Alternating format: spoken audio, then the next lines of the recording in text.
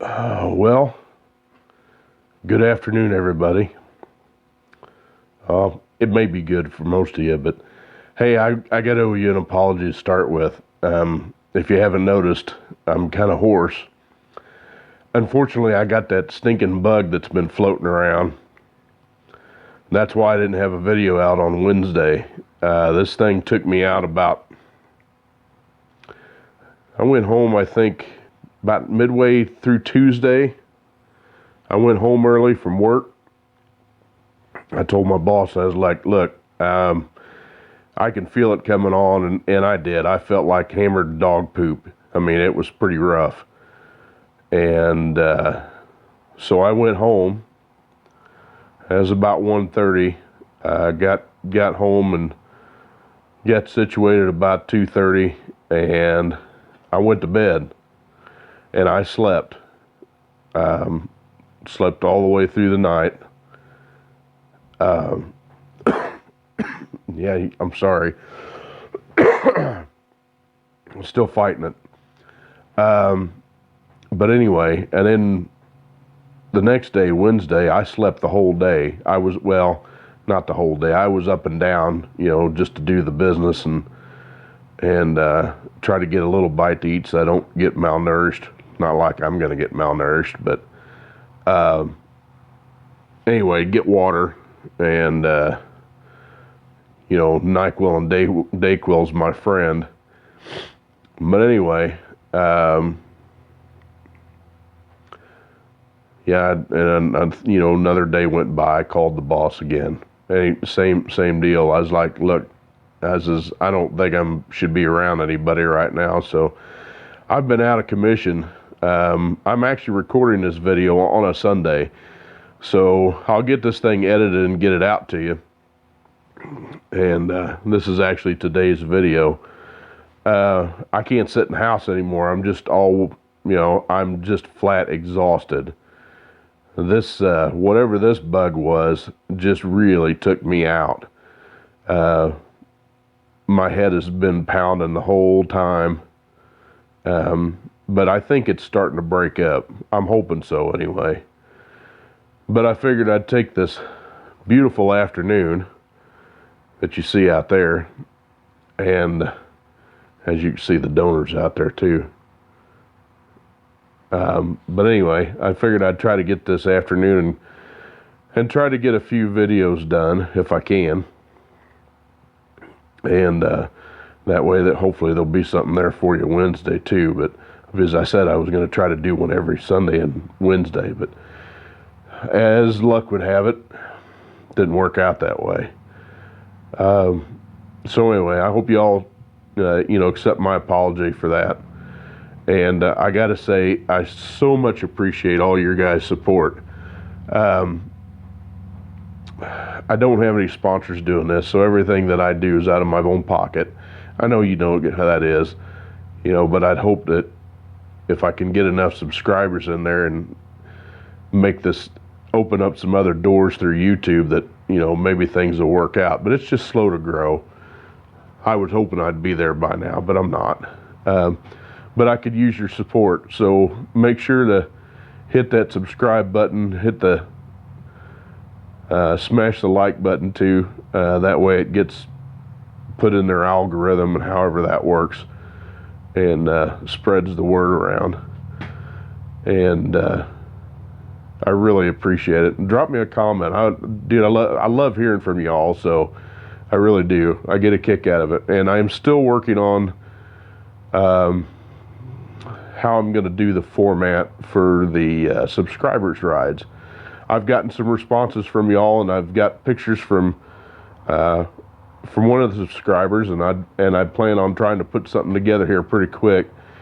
And I did find pictures of one of my other third gens I had, which was an '89 GTA. It was a Tuneport 5-speed car, and I wish I never would have got rid of that one, but I'll explain how that happened down the road. So at any rate, we're going to try to get this thing going. We still got some more to tear down on the 700, even though I've got everything apart on the bench. I went over that with you the other day. Still got to get the 2.4 servo out, which I'll show you a trick to that. It's pretty easy. It's how I do it anyway. Got to get the tail shaft off of it. And then we'll need to get the parking pawl loose, which I'll show you how I usually do it. The seal wasn't leaking on that. And I'm thinking because of money and stuff like that, I will probably end up using this transmission in Scarlet just to get her going. I'm not sure yet. We'll see how things pan out. Because I really got another option I want to do for a transmission in that, and I don't know if it's going to work or not. But anyway, we get the tail shaft off so I can get that low reverse piston out of the bottom of the case. That dude right down there. Still got the spring around it. And like I said, this shaft has to go out the bottom. And I forgot about it. It's got a speedo gear on it. So, but we'll get y'all set up here. I'll probably set up both cameras again so you can get a bird's eye view. That way you can see how that comes out. But please forgive the coughing and the stuffiness and stuff like that. Y'all know how it is. You've all been there. It just happened to get me. I notice the older I get, the harder it is for me to fight it, because I'm not one that likes to take a lot of medicine if I can avoid it. I don't believe in what Big Pharma does. That's just my personal opinion. Everybody's entitled to one. So I'm not going to go into details because I don't want anybody to have to say, hey, you need to take that video down or anything like that. You know, it's just, we've all got our opinions. Some of them just we don't voice, especially on social media, because everybody get the wrong idea and somebody might get butt hurt, you know, and I don't want that happening. So anyway, let me get the camera set up and we'll get into it. Hang tight.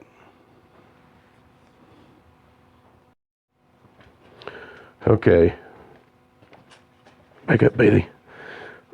First things first. We'll just knock some more of this. I'm sorry you get to see my backside.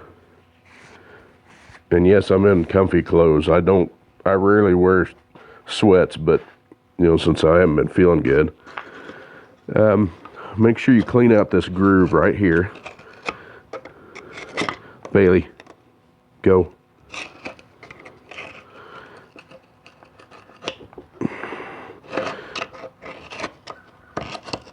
Clean out that groove real good, because you got to get in there.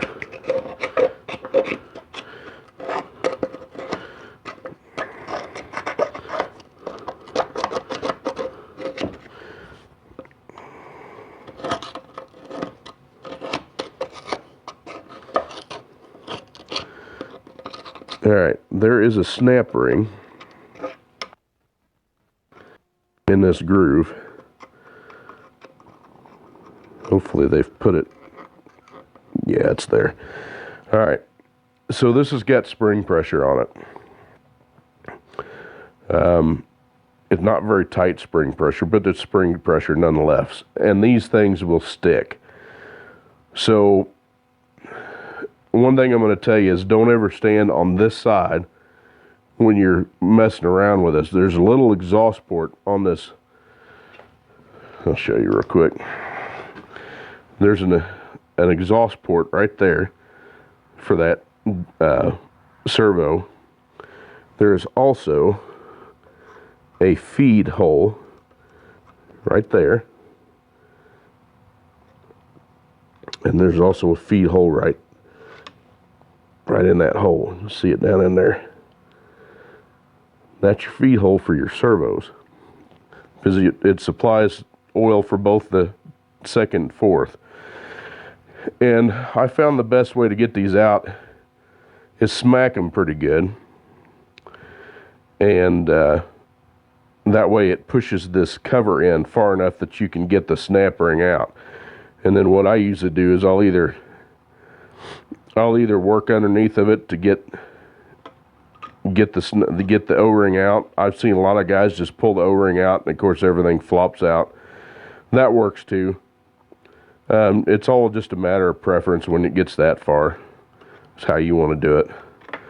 But you got it'll be tight either way, whether or not you leave the O-ring in that cover, or whether or not you cut it and take it out. It'll be tight either way.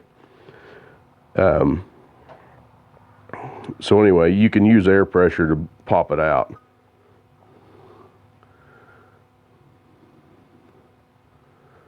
So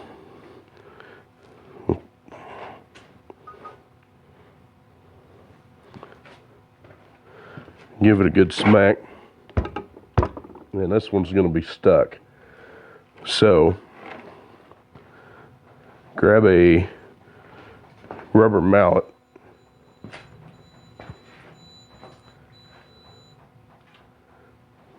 Sorry about the beeping, my other camera just shut off. Grab you a rubber mallet.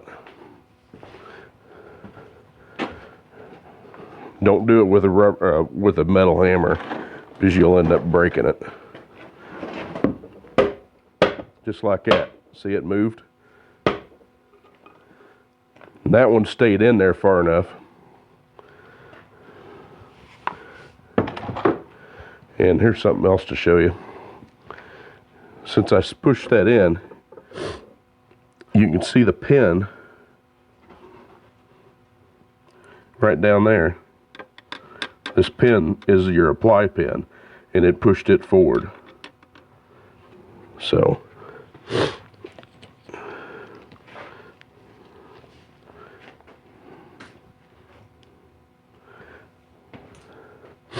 alright, so now that it's in there, it's pushed in far enough, you can get underneath this snap ring, and there you go. There's the snap ring, just like that.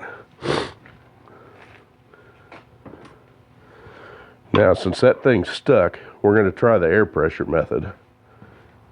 I'm going to turn the air on here.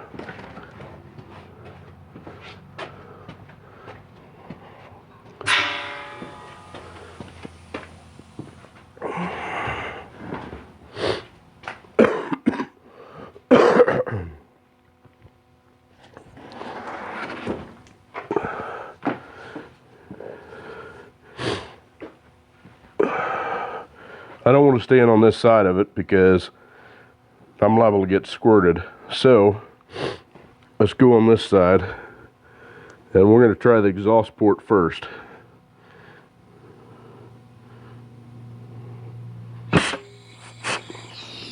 Alright, let's see, it blew that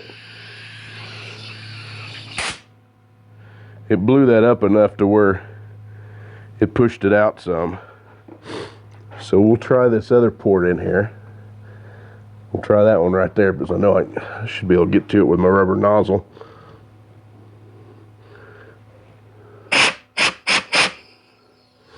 Now it's going to be stuck. So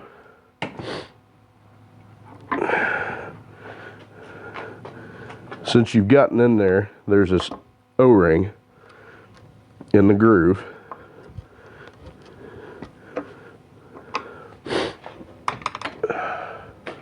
Grab a pick, grab a hold of that O-ring. Man, that dude was brittle. Okay, now we got that far. I know this isn't the right tool for the job, but it's close. And hopefully you should be able to pull that out. See, like that? Just pull that out. There's your O-ring.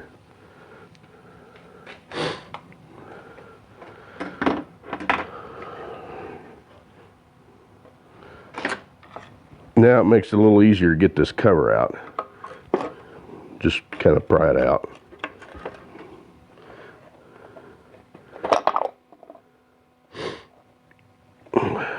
Alright.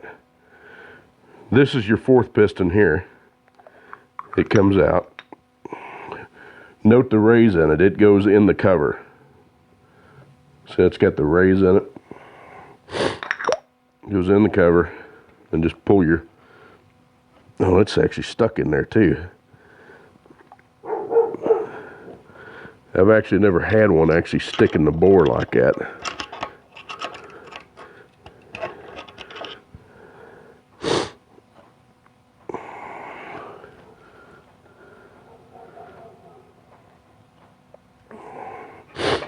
Well,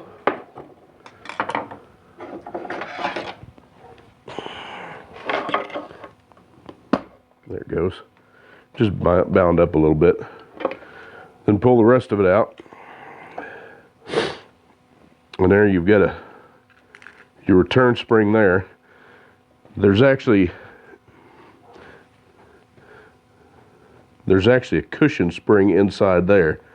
And we'll take that apart and I'll show you. But that's your return spring, that's your cushion spring. This pin comes in 3 different lengths from GM. As you can see, the number of marks on it tells you which spring or which pin this one is. You know what? I don't know that this transmission has been rebuilt.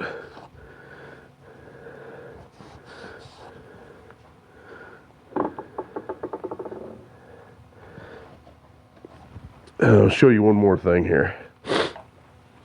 All right, inside there in the back, you've got a hole there at 9 o'clock, and you got down right in between the center hole and that 9 o'clock hole, there is a check valve and seat in there. That is replaceable. It takes a special tool to do it. Normally they're not too bad, but I recommend if you're doing any real good build, get the tooling or whatever it takes to replace that and replace it. Because it's a ball and seat, just like a lot of the other ones in there. If it doesn't seal right, you'll run into some issues.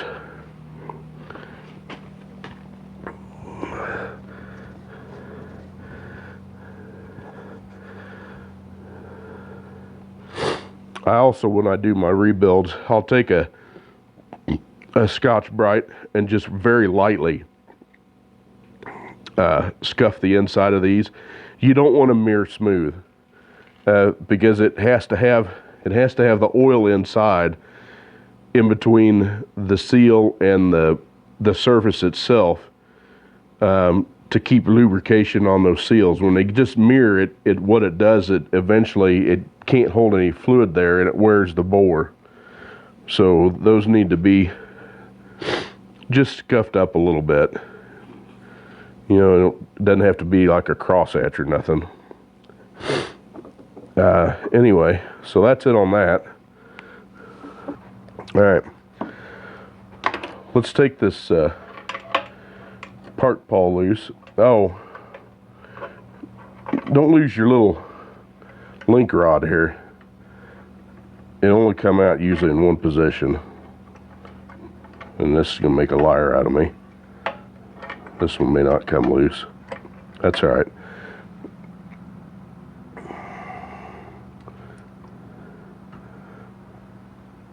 Down here, you're going to want to take your wiring harness loose so you can clean the case. And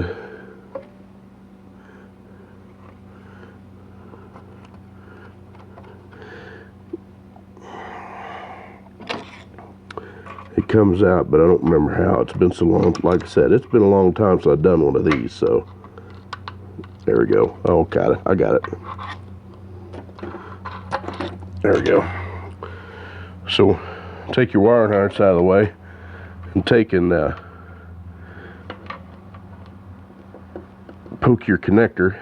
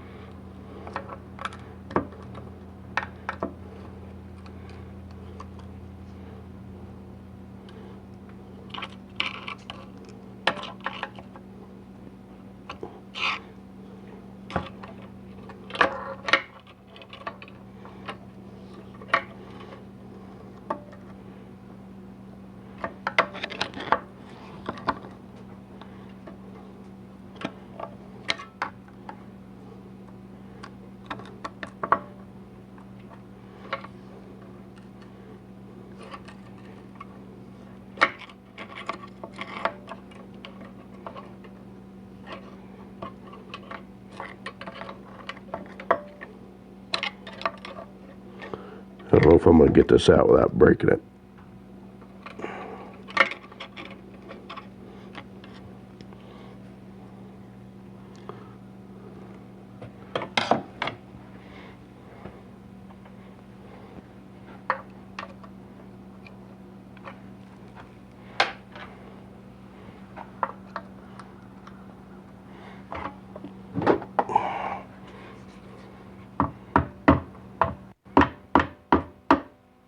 Yeah, it's going to come out.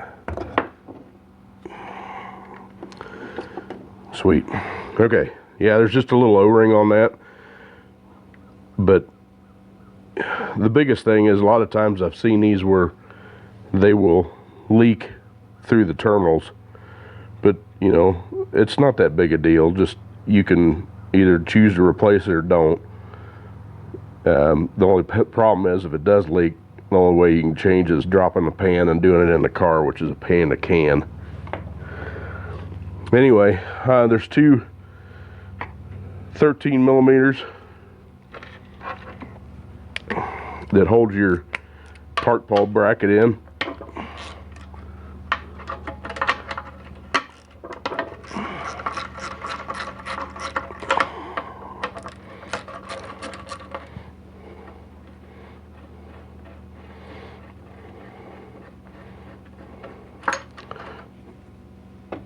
One bolt. And the reason why you have to take this off is because you can't get the low reverse piston out if it's still in there, because it holds the part pawl out far enough where the piston, it actually goes through the part pawl, or low reverse piston. I'll show you that too here in a bit. Anyway, take that bracket out.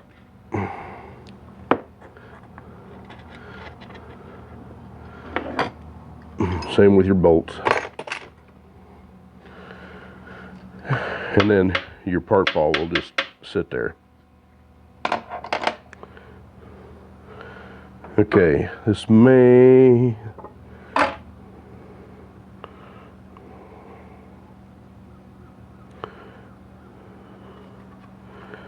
We'll go ahead and take this trans mount off.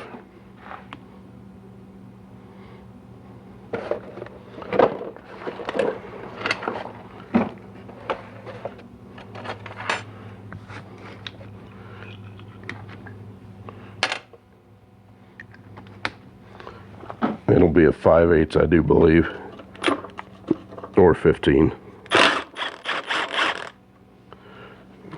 And guys, replace this mount. They're not expensive. Just replace it. So that one will go. I'll keep your nut in your washer though.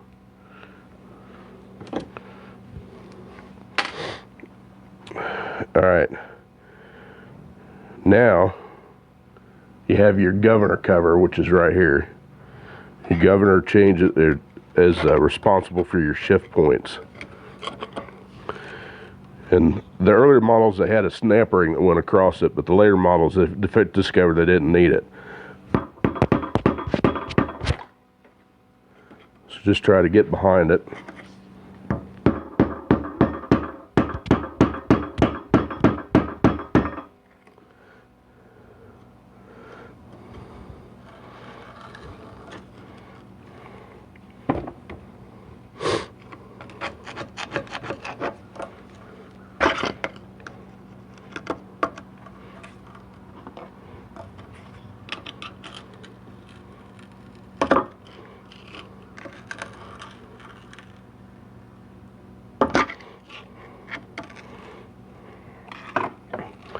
This one you may have to smack with a hard hammer,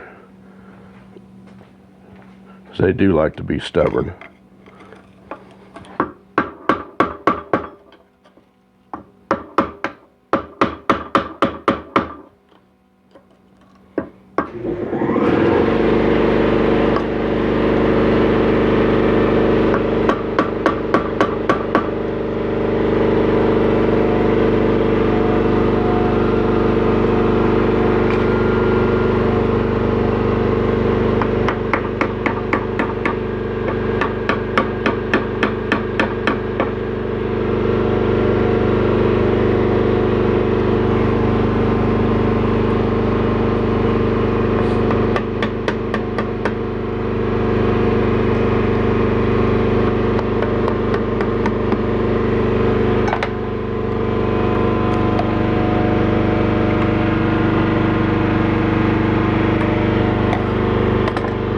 Alright, there's your cover. And it's an interference fit, that's why it's tight. Then pull your governor out. Okay, in case you didn't hear any of that because of the compressor, the governor is an interference fit. It's tight fit, and there's no ring, or what's left of one, that goes up there at the top. And that's what seals the cover, and then there's your governor. Governors are calibratable. You can change these springs on the inside. Raise or lower your shift points. Once you got that off, you can pull your tail shaft off.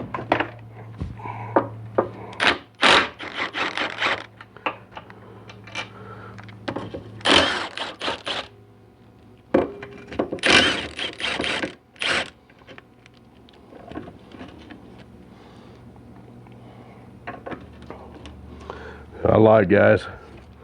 I forgot. You got to take the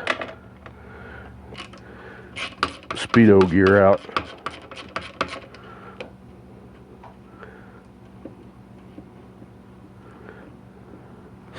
Otherwise, you can't get to the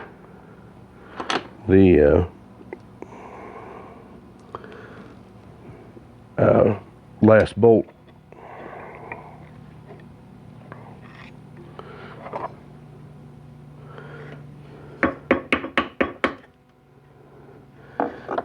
Yeah, and this dude's stuck. And it's plastic. So I don't think it's going to stand a chance to come out of there.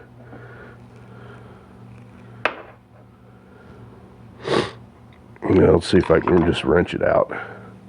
I had to go find a 15.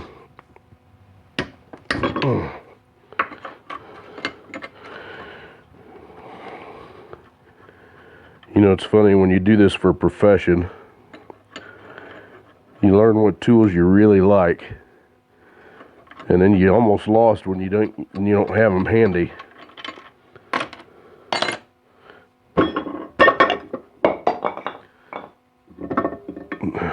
Okay, there's your output shaft, and there's your speedo gear. It's held on by a little retainer. But these are changeable too, depending on what gears you got in the butt end.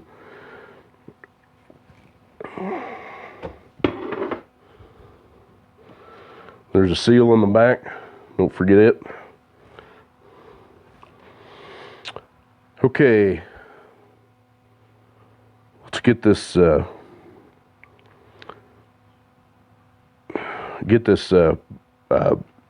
accumulator piston out. Just pull the pin out of it, and a lot of times you grab a hold of it, rotate it a little, and just pull up.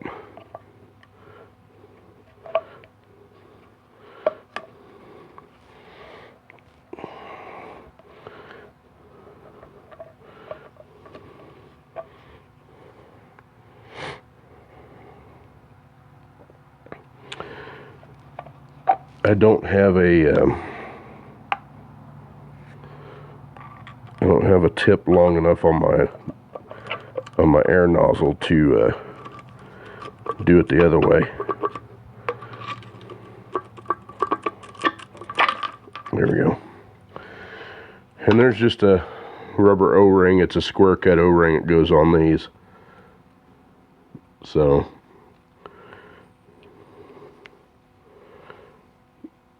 when you do the inspection, you just make sure they're not cracked.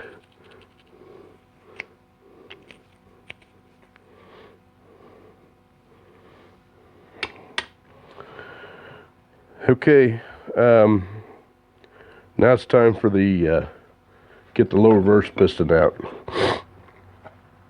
Now I'm fortunate to have access to the tools. There's several ways to get them out.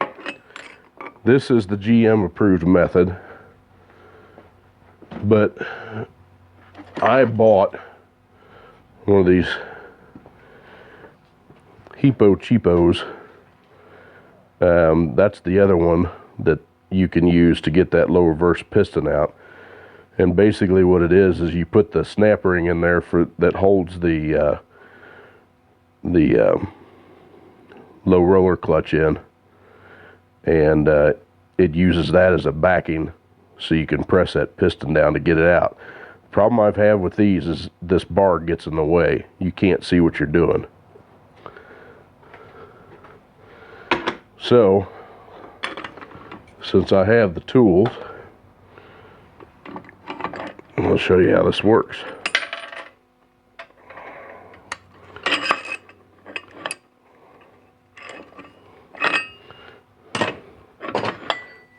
Of course, this works on 4L60s too. They tell you to put it in this way, but I found it easier.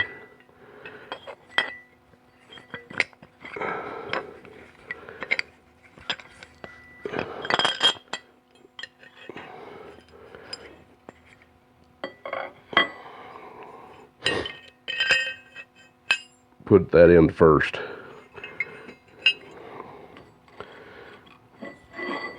And this disc will go on the bottom side down here.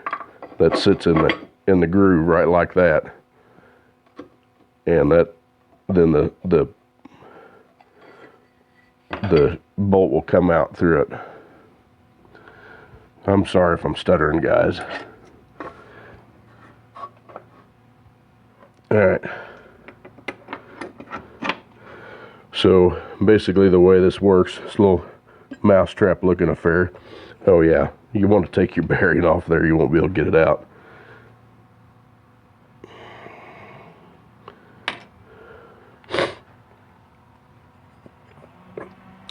Basically it just sits on top of that spring, just like that. Make sure your opening's where you want it.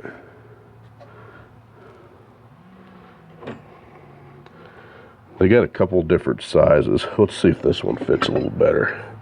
I think it's going to be too big. Yeah, that one's too big. Just set it on top of that spring. Try to get it as centered as you can.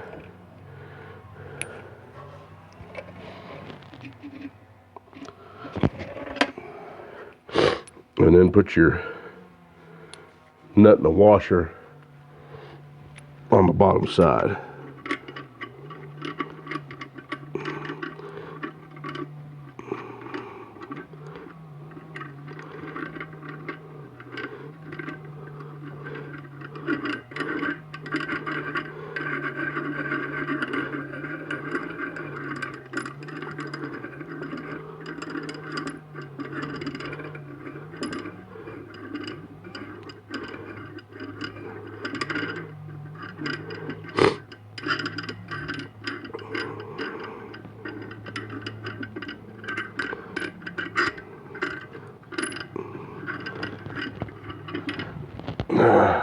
I'm sorry, I'm out of it.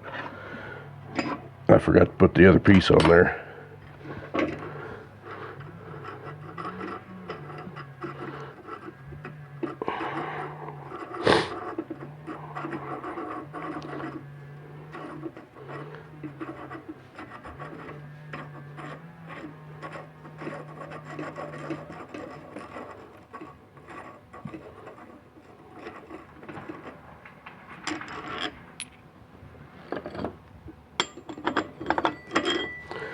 Put your disc on there first.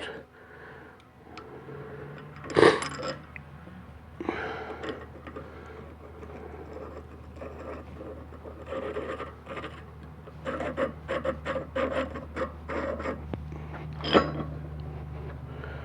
wonder if those angles will be too small.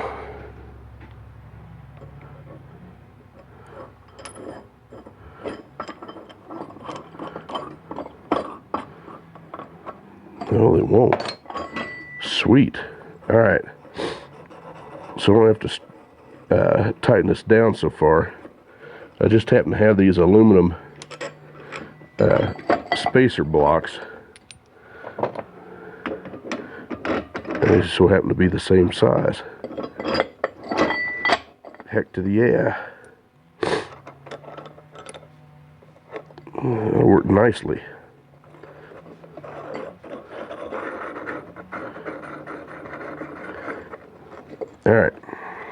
get that somewhat in there. Now flip your transmission back up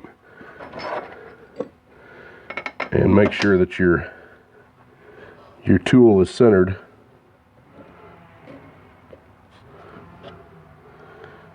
And then snug up your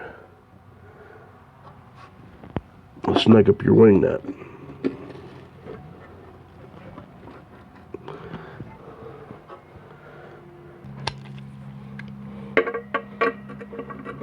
Yep.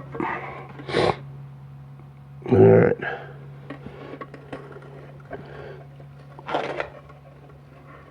Tighten it down.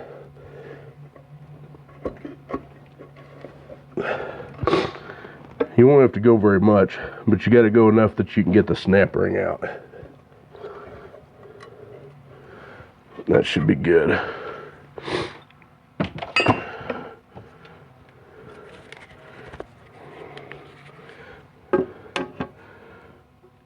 So after you do that, it's just a matter reaching down in there and grabbing that snap ring out.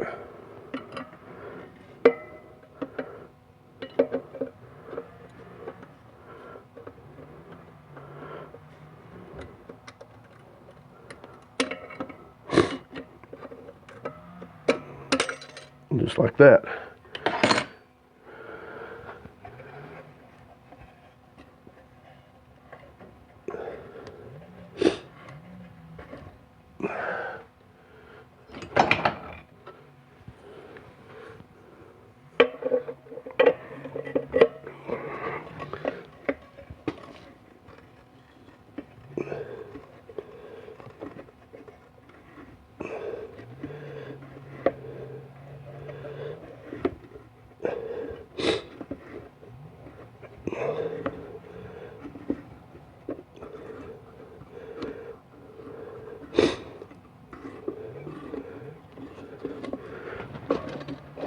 There we go.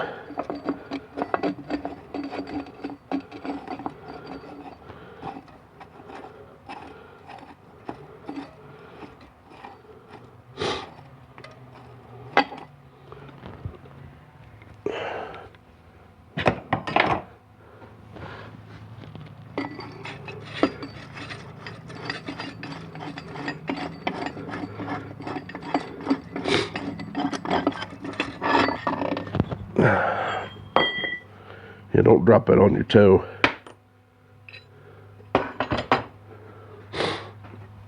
Alright. Pull your snap ring and your return spring out.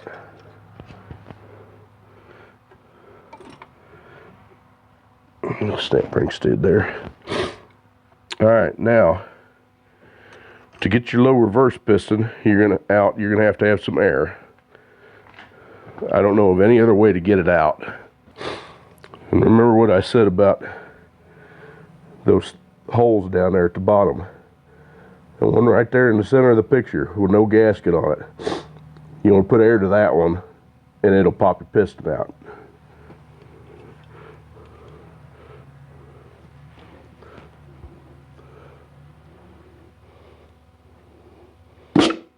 Just like that. And then just reach down in there and pull your piston out.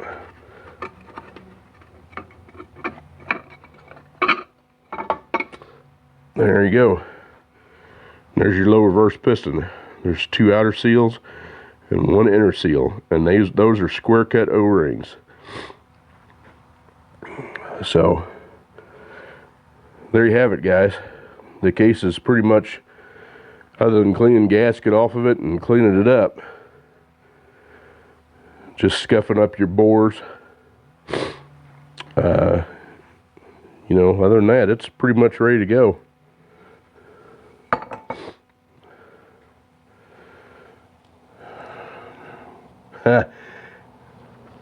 Well, with blowing that piston out there, the back side of the camera's full of transmission fluid now. Imagine that. Anyway, hey guys, we're going to end that one off because there's some more to show you. I want to show you actual tear down, all that stuff, and we'll go through it, show you what to look for, things that are weak points, things that they made upgrades on, so on and so forth. So we'll do that in the next video. But for now, I've got to go clear my head again. I hope you all take something from these videos. It takes a lot of time and a lot of patience to do it. Please subscribe. Help me out so I can keep growing the channel. Thank you all for... Thanks for everybody that subscribed and everybody that returns to view the videos. Love y'all, I really do. I appreciate it so much. It means a bunch to me. So, that being said, until next video, y'all take care of each other, take care of yourself. Mainly take care of your health. Don't take it for granted. And don't believe everything the media says. Anyway, God bless y'all. We'll see you in the next one. Bye-bye.